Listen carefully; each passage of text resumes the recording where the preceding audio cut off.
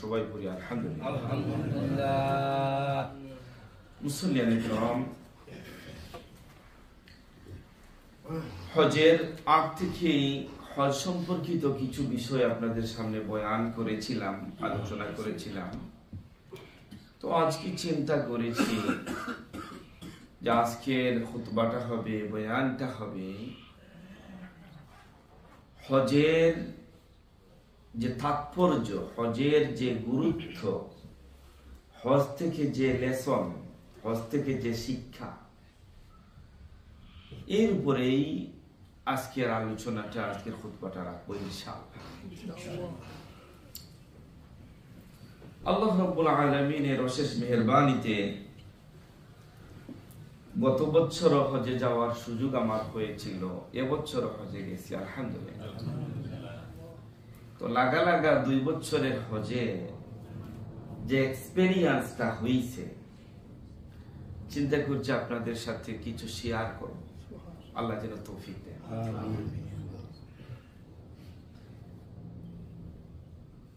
আল্লাহ রাব্বুল আলামিন ইসলামের 5টি স্তম্ভ দিয়েছেন, 5টি খুঁটি দিয়েছেন।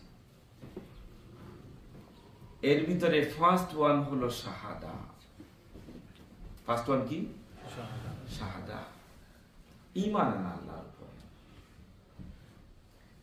তো ঈমান আনার পরে মানুষের উপরে ফরজ হয়ে যায় নামাজ আদায় করা। ঈমান আনার পরেই ফরজ কি? নামাজ। ধনী হুন, গরিব হুন, সুস্থ হন, অসুস্থ হন,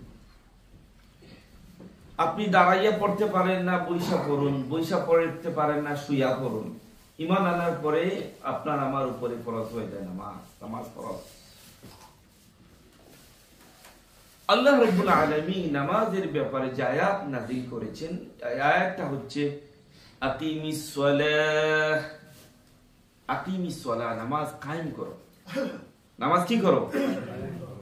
কায়েম করো। নামাজ কায়েম করো। এটা ফরজ। You have to do it. নামাজের ব্যাপারে আয়াত হচ্ছে নামাজ কায়েম করো। নামাজের পরে স্থান কি? যাকাত। যাকাতের ব্যাপারে আল্লাহ রাব্বুল আলামিন বলছেন ওয়াআতুজ যাকাত, যাকাত আদায় করো। নামাজ কায়েম করো আর যাকাত আদায় করো। বুঝছেন আল্লাহর অর্ডারগুলি, আল্লাহর আয়াতগুলি 5টা রুকনের ব্যাপারে, 5টা পিলার অফ ইসলামের ব্যাপারে আল্লাহর অর্ডারটা কেমন। নামাজের ব্যাপারে বলছেন আকিমিস সালাহ, নামাজ কি করো? উত্তর দিয়ে আমার সাথে, নামাজ কি করো? কায়েম করো। আকিম, কায়েম করো,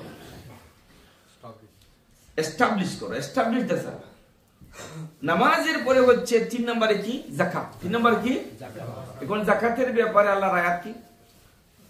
ওয়াআতুজ যাকাত, যাকাত আদায় করো। ওয়াআতুজ যাকাত, যাকাত আদায় করো। এর মানে হচ্ছে এটা ফরজ। এর বাদে আসে রোজা। রোজার ব্যাপারে আয়াতটা কি? কুতিবা আলাইকুমুস সিয়াম, কুতিবা ফরজ করা হয়েছে, আলাইকুম তোমাদের উপরে, সিয়াম রোজা, তোমাদের উপরে রোজা কি করা হয়েছে? ফরজ করা হয়েছে। তাহলে রোজার ব্যাপারে আয়াত হচ্ছে কুতিবা আলাইকুমুস সিয়াম, তোমাদের উপরে কি ফরজ করা হয়েছে? রোজা ফরজ করা হয়েছে। আচ্ছা দেখেন তো হজের ব্যাপারে আয়াতটা কি? হজের ব্যাপারে আয়াতটা কি? নামাজের ব্যাপারে তো আকিমুস সালাহ, যাকাতের ব্যাপারে ওয়াআতুজ যাকাত, রোজার ব্যাপারে কুতিবা আলাইকুমুস সিয়াম, রোজা ফরজ করা হয়েছে। তো হজের ব্যাপারে আয়াতটা কি? ওয়ালিল্লাহি আলান নাসি হিজ্জুল বাইতি মান ইসতাতাআ ইলাইহি সাবিলা। হজের ব্যাপারে আল্লাহ বলেন ওয়ালিল্লাহি আলান নাসি, মানুষের উপরে আমি আল্লাহ রাব্বুল আলামিনের পাওনা হচ্ছে হজ। সুবহানাল্লাহ বলবেন না? নামাজের ব্যাপারে বলছেন নামাজ কায়েম করো, যাকাতের ব্যাপারে বলছেন যাকাত আদায় করো, রোজার ব্যাপারে বলছেন কি? রোজা তোমাদের উপরে ফরজ আর হজের ব্যাপারে কি বলছেন? ওয়ালিল্লাহ, লিল্লাহ মানে পাওনা। লাম শব্দটা ইউজ হয় অনেক সময় পাওনা অর্থে। ওয়ালি লাম, লিল্লাহি আল্লাহর পাওনা, আল্লাহর জন্য।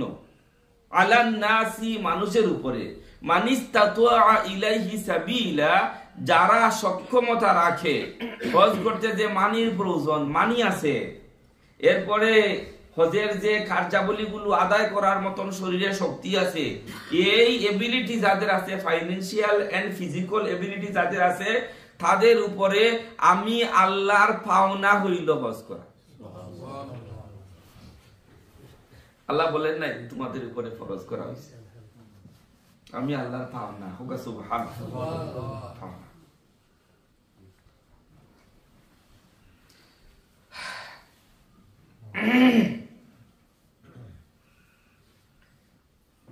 নামাজ যখন মানুষ পড়ে, নামাজ পড়া বান্দা আল্লাহর ক্লোজার, আল্লাহর কাছে যায়।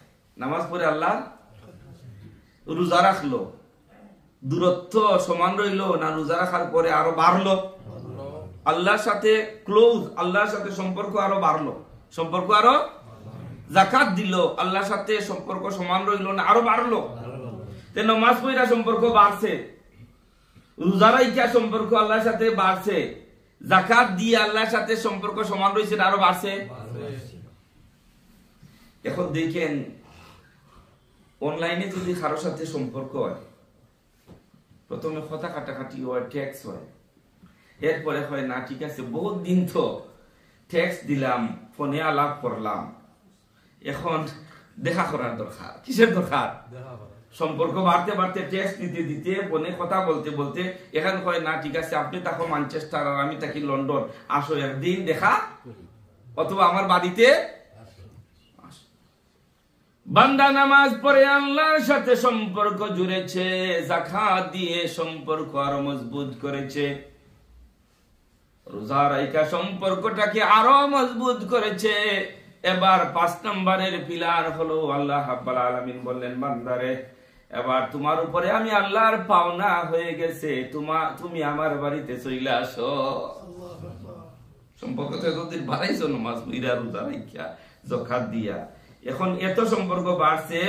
ফার্স্ট পিলার গন, সেকেন্ড পিলার গন, থার্ড পিলার গন, ফোর্থ পিলার গন, এখন 5 নাম্বার পিলারের নাম কি? হজ।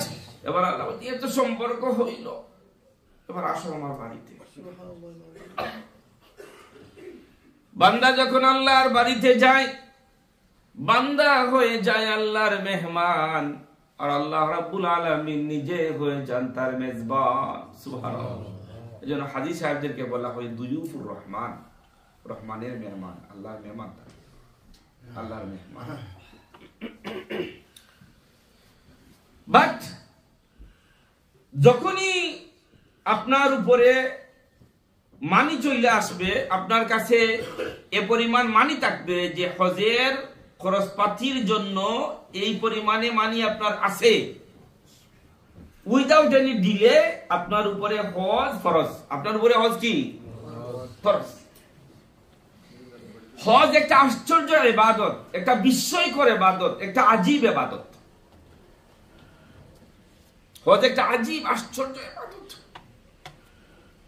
কি শিক্ষা দেয় হজ আমাদেরকে, এই লেসন দিব আজকে। হজের ব্যাপারে আল্লাহ রাসূল বলেছেন, আল হাজ্জুল মাবরুর লাইসা লাহুল জাযাউ ইল্লাল জান্নাহ। হজ্জে মাবরুরের কোনো রিওয়ার্ড নাই এক্সেপ্ট জান্নাত। আর কোনো রিওয়ার্ড নাই, লাইসা লাহুল জাযা, কোনো রিওয়ার্ড নাই হজ্জে মাবরুরের, ইল্লাল জান্নাহ, বেহেশত ছাড়া। বেহেশত ছাড়া আর কোনো রিওয়ার্ড। আর বলছেন কাওয়ালাদাতু উম্মুহু, হজের রিওয়ার্ড হইল আপনি হজ করার পরে আপনি একেবারে মায়ের গর্ভ থেকে জন্ম নেওয়া নিষ্পাপ সন্তানের মতন। দুইটা হাদিস পাইছেন তো ইনশাআল্লাহ।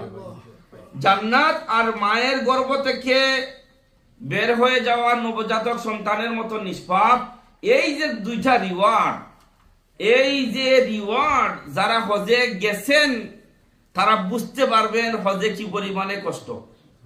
আর যারা জান নাই, ওয়াজ করে বুঝানো সহজ না কঠিন? যারা জান নাই, ওয়াজ করে বুঝানো কঠিন। এটা একটা আশ্চর্য ইবাদত। নাম্বার 1 হচ্ছে নামাজের জন্য, যাকাতের জন্য, রোজার জন্য বিশেষ কোনো কাপড় পরতে হয় না, না কোনো বিশেষ কাপড় পরা লাগে, কিন্তু হজের জন্য বিশেষ কাপড় পরিধান করতে হয়। পুরুষের জন্য বিশেষ কাপড় পরিধান করা লাগে। 2 পিস হোয়াইট ক্লথ ইহরামের জন্য। কয় পিস হোয়াইট ক্লথ? মনে রাখবেন, কুইকলি বলে যাব, সময় সংক্ষিপ্ত। এই 2 পিস কাপড় পরিয়ে আল্লাহ রাব্বুল আলামিন আপনাকে কাফনের কথা স্মরণ করাইয়া দেন। কিসের কথা? কাফনের কথা। যে হে আমার বান্দা, তোমার মওতের পরে তোমাকে 3 পিস কাপড় পরানো হবে। দুনিয়ার ইহরামের কাপড় থেকে তুমি বের হতে পারবা। তোমাকে যখন 3 পিস কাপড় পরানো হবে, এই 3 পিস কাপড় কোনদিন তোমার শরীর থেকে খুলতে পারবা তোমার এই শক্তি থাকবে না। মওতের পরের কাফনের কথা জীবিত থাকতে আল্লাহ পরাইয়া দেন।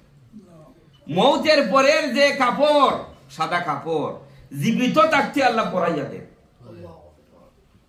জিলহজ মাসের 8, 9, 10, 11, 12 কুরবানি করা পর্যন্ত, একদিন নয়, 2 দিন নয়, 3 দিন নয়, 4 দিন এবং কি 5 দিন পর্যন্ত এই কাপড়টা শরীরে আল্লাহ রাখেন। এটা প্র্যাকটিস করান, তুমি মওতের কথা, কাফনের কথা স্মরণ করো। এর জন্য হজ একটা আজীব ব্যাপার, হজ একটা আজীব ব্যাপার।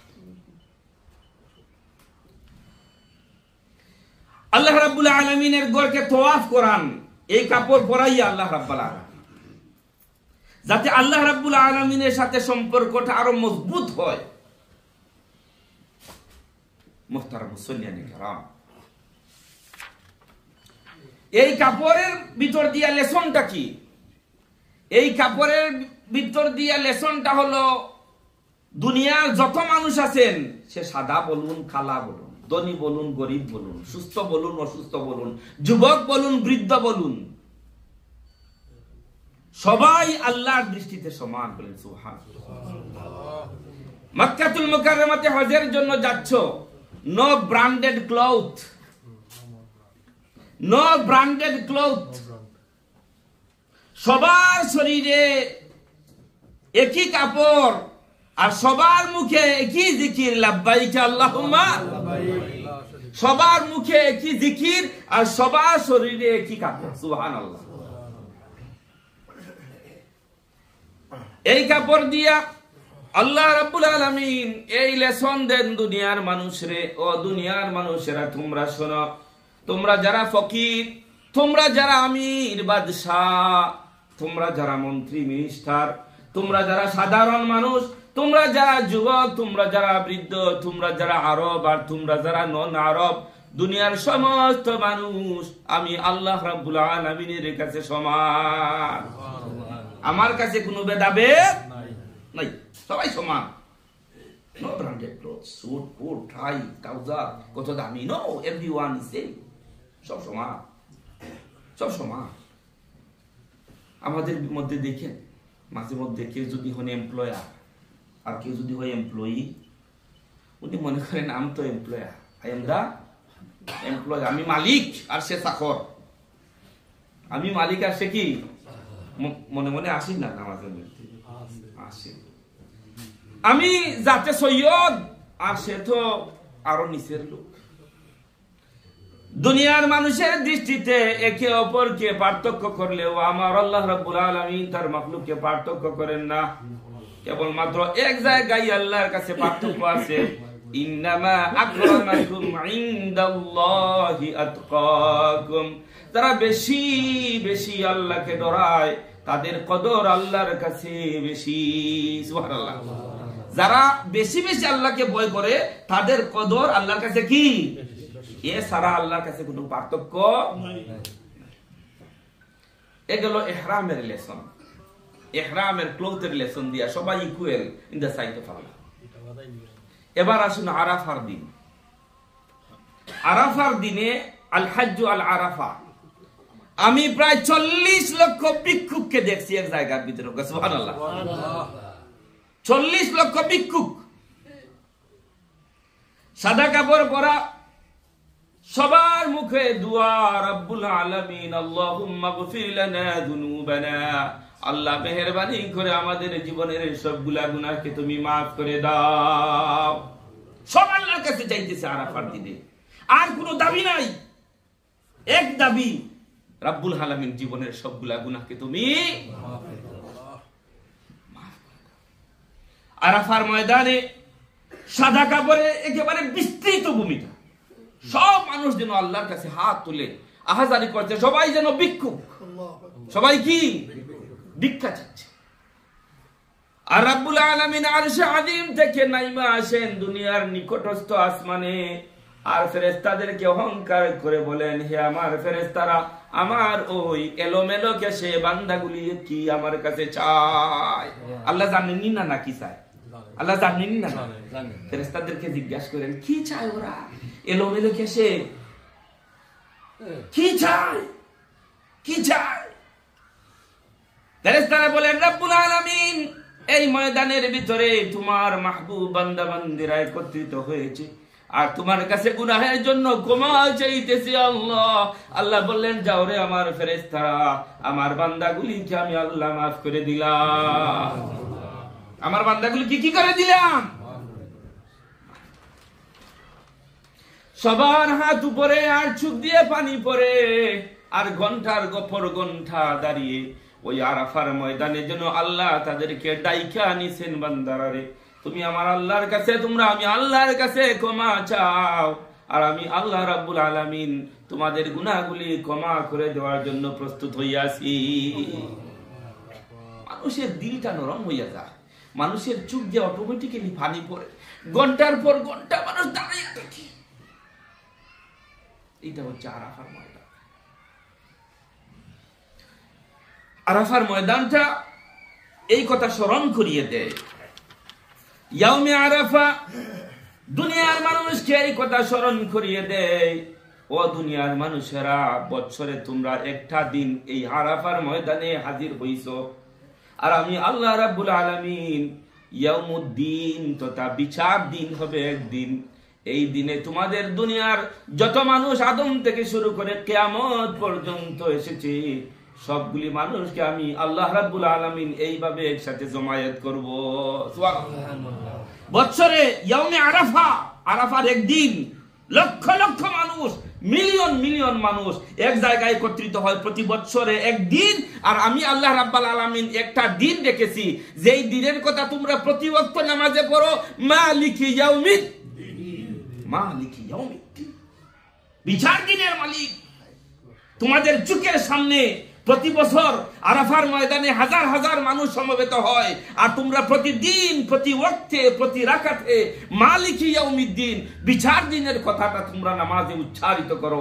সেই কঠিন মুসিবতের দিনে আমি আল্লাহ রাব্বুল আলামিন দুনিয়ার সমস্ত মানুষ আদম থেকে শুরু করে কিয়ামত পর্যন্ত যারা এসেছিলেন সবাইকে আমি আল্লাহ রাব্বুল আলামিন এইভাবে একত্রিত করব। আরাফার এই দিনটা, এই কথাটা আমাদেরকে বারবার রিমাইন্ডার দিয়ে যায়। মুহতারাম মুসল্লিয়ান কিরাম, বলছিলাম হজ একটা আজীব ইবাদত, হজ একটা আজীব ইবাদত, একটা আশ্চর্য ইবাদত। আরাফার দিন সারা দিন থাকতে হবে আরাফার ময়দানে, মাগরিবের আজান হওয়া পর্যন্ত। মাগরিবের আজান হবে, মাগরিবের নামাজ পড়ার রাইট আপনার আরাফাতে নাই, আপনাকে অপেক্ষা করতে হবে। আমরা এবার রাত 12টা পর্যন্ত অপেক্ষা করেছি, মাগরিবের নামাজ পড়ি নাই, হুকুম নাই। মাগরিব পড়তে হবে কোথায় গিয়া? মুজদালিফায় গিয়া পড়তে হবে। মুজদালিফার মাঠটা কি কেমন? মুজদালিফা রাত্রে 12টায় গেলাম, প্রায় 40 থেকে 50 লক্ষ মানুষ একটা ফিল্ডের মধ্যে, আকাশে নেই কোনো ছাদ, নিচে আছে শুধু কঙ্কর আর কঙ্কর। 1 মিটার জায়গাও পাই নাই, প্রায় 1 ফিট জায়গা পেয়েছিলাম, কোন সুরতেই থাকছি। সারা রাত সেখানে থাকা লাগে। ফজরের আজান হয়, ফজরের আজান হওয়ার সাথে সাথে 3, 4, 5 মিলিয়ন মানুষ সাথে সাথে ওয়েক আপ হয়ে যায়। সুবহানাল্লাহ, সবাই জাগ্রত হইয়া এই জায়গা সারা লাগে। এই মুজদালিফা এটা স্মরণ করিয়ে দেয়, হে দুনিয়ার মানুষেরা, কবর হবে এমন একটা জায়গা যে জায়গার ভিতরে পুরুষ বলো, মহিলা বলো, ছেলে বলো, মেয়ে বলো, সবগুলি একসাথে শুয়ে থাকবা। আর ইসরাফিল আলাইহিস সালাতু ওয়াস সালাম যেদিন সিংহায় ফুৎকার দিবেন, সব মানুষ একসাথে জাগ্রত হইয়া যাইবা, সবাই একসাথে জাগ্রত হইয়া যাইবা। মুজদালিফায় ফজরের সময় লক্ষ লক্ষ মানুষ একসাথে উঠে যায়, ফজরের নামাজ পড়ে সরতে হবে মুজদালিফা থেকে। কোথায় যেতে হবে? মিনাতে যেতে হবে অথবা জামারাতে যেতে হবে। মুজদালিফা টু মিনা প্রায় 5 কিলোমিটার, মিনা টু জামারাত প্রায় 5 কিলোমিটার, আবার জামারাত টু হরাম মক্কাতুল মুকাররমা আরো 5 কিলোমিটার। কারে, বাসে, ট্রেনে না পায়ে হাইটা? 10 থেকে 15 কিলোমিটার যাওয়া আর আরো 10 থেকে 15 কিলোমিটার, অলটুগেদার কত কিলোমিটার? 25 থেকে 30 কিলোমিটার। খুব ছায়ায় না রুদ্রে? ছায়ায় না রুদ্রে? আরামে না কষ্টে? আহারে, কষ্ট কাকে বলে? মিনা থেকে জামারাতে গেলাম, প্রায় 40 ডিগ্রি থেকে 45 ডিগ্রি গরম। আবার জামারাত থেকে হরম শরীফে অথবা আজিজিয়ার হোটেলে আরো 5 কিলোমিটার, 45 ডিগ্রি গরম। কত ডিগ্রি? 45 ডিগ্রি। 25 থেকে 30 কিলোমিটার যাওয়ায় আসা, হাঁটা কত কষ্ট শুনেছেন আপনারা? 1300-1400 মানুষ ইন্তেকাল করেছে চকুর সামনে, চটপট কর শেষ, চটকুর সামনে একবারে পইরাই। কত কত হাদিস মুখে ছিল লাব্বাইক আল্লাহুম্মা লাব্বাইক লা শারীকা লাক লাব্বাইক ইন্নাল হামদা ওয়ান নি'মাতা লাকা ওয়াল মুলক লা শারীকা লাক। বললাম রে ভাইরা, যদিও সাডেন মৃত্যু তোমাদের হয়েছে, মৌতের আগেই যেন কাপনের কাপড় পইরা নিলে, আর জবান দিয়া যে তাকবীরটা বললে, যে লাব্বাইক বললে, হাসরের ময়দানে লাব্বাইক লাব্বাইক বলে তারা হাজির হবে। হাসরের ময়দানে লাব্বাইক লাব্বাইক বলে, লাব্বাইক লাব্বাইক।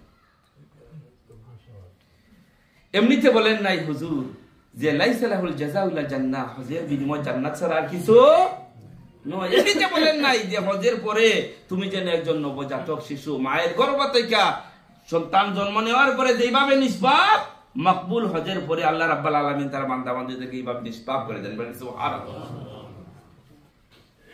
স্মরণ করিয়ে দিল হাসরের ময়দানের কথা। এই উত্তপ্ত রুদ্র 45 ডিগ্রি 48 ডিগ্রি। আল্লাহ নবী মুহাম্মদুর রাসূলুল্লাহ বলেছেন, হাসরের ময়দানে তাদুনু শামসু ইয়াউমাল কিয়ামাতি আলা কদরি মিলুন ওয়া ইউজাদু ফি হাররিহা কাযা ওয়া কাযা। আল্লাহ রাব্বুল আলামিন সূর্যটাকে মাথার উপরে মাত্র 1 মাইল দূরে নিয়ে আসবেন। কয় মাইল দূরে? 1 মাইল দূরে নিয়ে আসবেন সূর্যকে হাসরের ময়দানে। 45 ডিগ্রি গরমে হাজার হাজার মানুষ ছাটি শেষ। এখন যখন সূর্য মাথার উপরে আসবে, অবস্থাটা খুব সহজ হবে না কঠিন হবে? এই দিনে ছায়া পাওয়ার দরকার আছে না? না। হরম শরীফে গত সপ্তাহে জুমার নামাজ পড়লাম, 2 ঘন্টা আগে গেছি, যাওয়ার পরেও মনে হয় 1 মাইল দূরে মানুষ, আর উপরে শুধু গরম আর গরম। সেই একটা ওভারব্রিজ ছিল, ওভারব্রিজের নিচে কোনো অবস্থাতেই টাসা করে একটু জায়গা দিলাম, 2 ঘন্টা অপেক্ষা করলাম খুতবার ওভারব্রিজের নিচে। আর লক্ষ লক্ষ মানুষ খোলা আকাশের নিচে, গরমের তাপমাত্রা ছিল 43 ডিগ্রি। অবস্থাটা জান যায় অবস্থা। ভাবলাম রাব্বুল আলামিন হাসরের ময়দানে একটা ছায়া রাখবেন, সেই ছায়া হবে কার ছায়া? আরশের ছায়া। ভাবলাম রে, এই ছায়া পাওয়ার জন্য তো কিছু করার দরকার। ইনশাআল্লাহ সময় শেষ হয়ে গেছে, ইংলিশের আলোচনায় বলবো ইনশাআল্লাহ। এই হাসরের ময়দানে আল্লাহর ছায়া পেতে হলে কি কি করতে হবে, আল্লাহ যেন আমাদের সকলকে হজ্জ মাবরুর নসিব কইরা দেন। যুবক যারা আছেন, যুবক অবস্থায় হজ করতে গিয়ে কষ্টের শেষ নাই, আর বৃদ্ধ অবস্থায় তারা অপেক্ষা করে আছে একটু বয়স হোক, যাইব না ইনশাআল্লাহ। তাদের অবস্থাটা যে কেমন হবে আল্লাহই ভালো জানে। কাজে যারা হজ করেন নাই, আজকের আলোচনার মেইন নাসিহা হলো, please without any delay try to your best to do the Hajj ইনশাআল্লাহ।